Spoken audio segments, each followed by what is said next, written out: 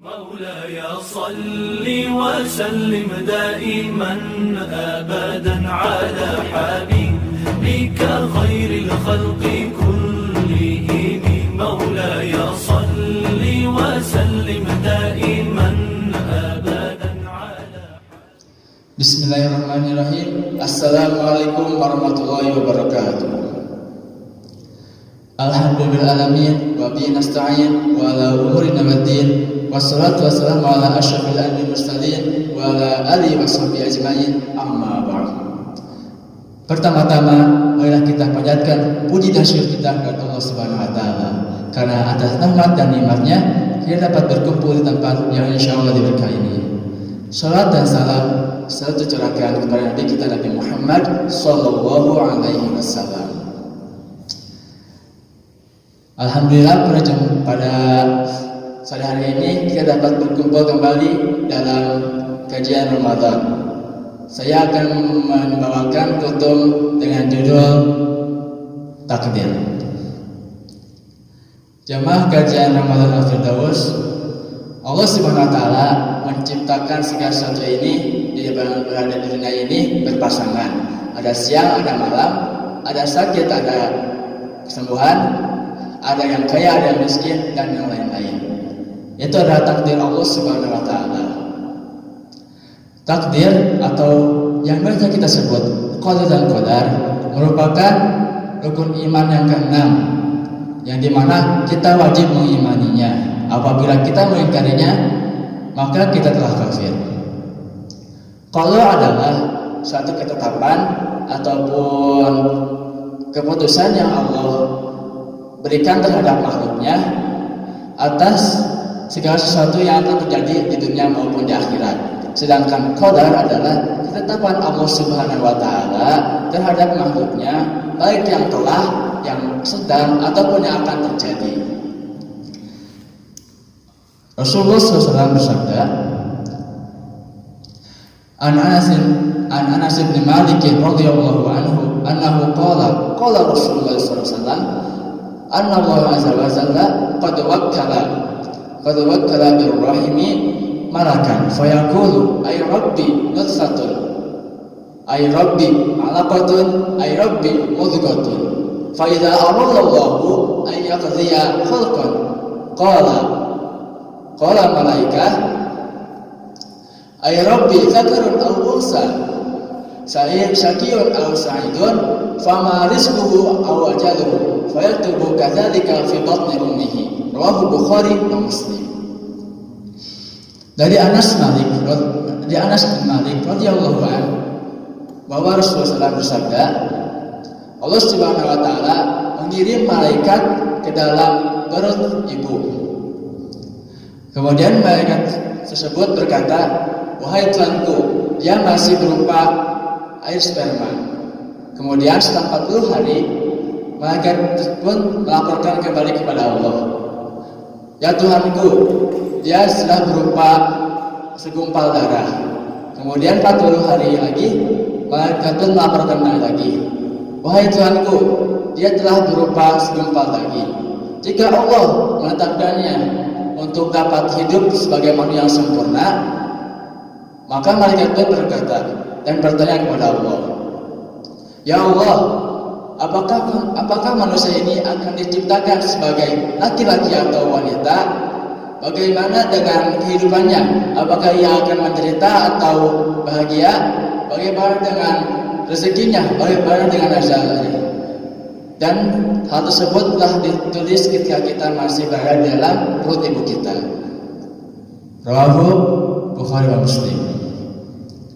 Hadis tersebut menjelaskan bahwa segala sesuatu di dalam kehidupan kita ini, baik dari gender, keadaan, kekayaan, dan lain-lain telah Allah tetapkan ketika kita masih berada dalam perut ibu kita.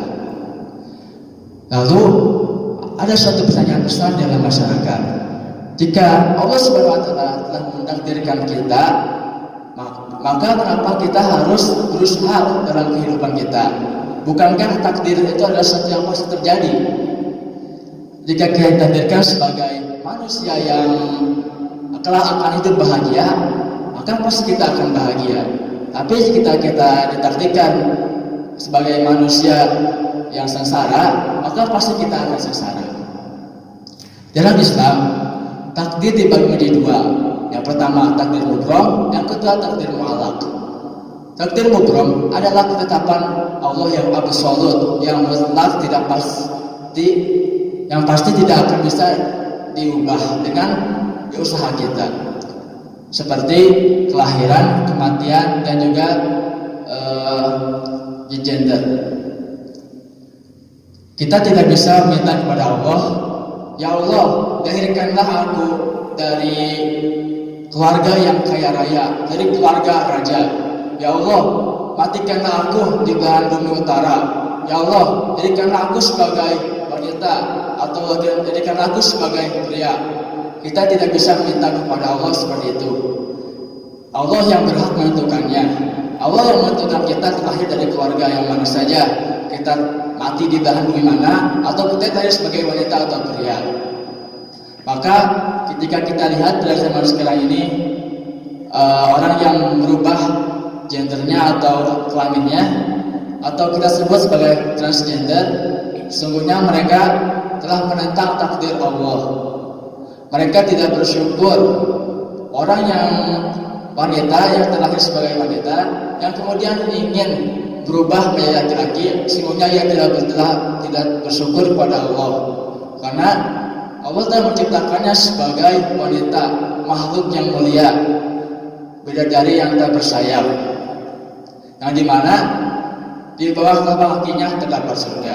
Dan seorang laki-laki yang terlahir sebagai laki-laki kemudian ingin berubah menjadi wanita, sesungguhnya ia tidak bersyukur dilahirkan sebagai laki-laki, karena laki-laki terlahir sebagai seorang pemimpin dan pelindung bagi wanita.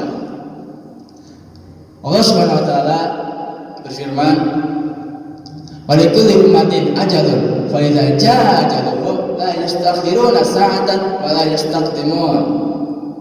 Dan sesungguhnya setiap manusia memiliki ajalnya tersendiri, dan apabila ajalnya telah datang, maka mereka tidak dapat meminta penangguhan dan percepatan, walaupun hanya sesaat. Jadi, ketika seorang telah datang waktunya untuk meninggal, dia tidak bisa meminta kepada Allah, ya Allah, tangguhkanlah kematianku walaupun hanya beberapa menit. Tidak bisa.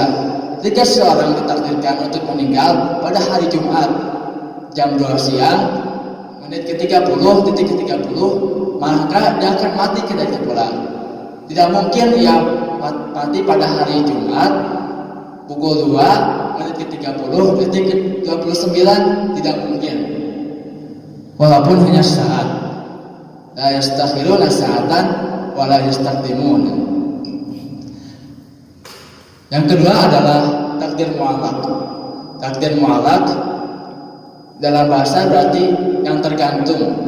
Jadi takdir mu'allaq adalah takdir yang tergantung, yaitu takdir yang masih kita bisa ubah dengan usaha kita sendiri. Contohnya adalah kepintaran dan juga kekayaan. Ketika kita ingin pintar, maka kita harus belajar. Belajar adalah salah satu cara agar kita menjadi pintar. Kita rajin membaca, kita rajin bertanya kepada ustadz atau ustazah dan yang lainnya. Maka kelak kita akan mendapatkan ilmu dan akhirnya menjadi orang pintar. Nah, maka ketika kita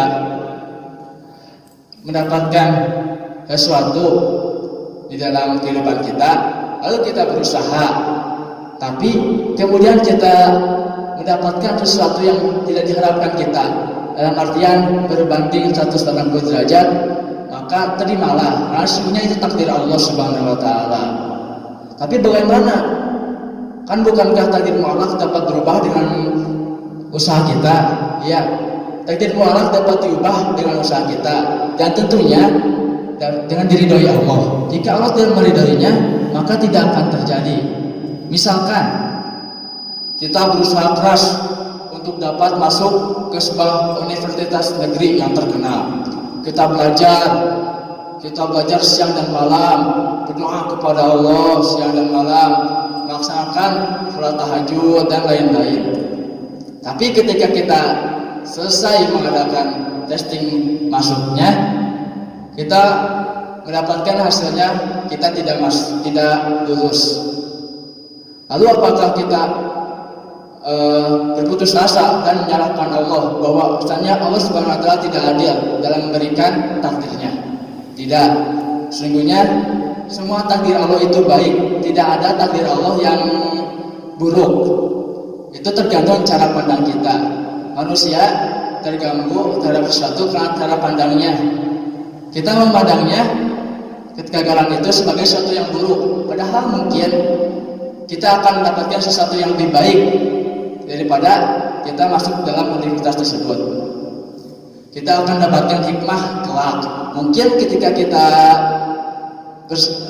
masuk ke universitas tersebut, kita akan lupa kepada Allah. Kita akan disibukkan dengan urusan di universitas tersebut daripada beribadah kepada Allah.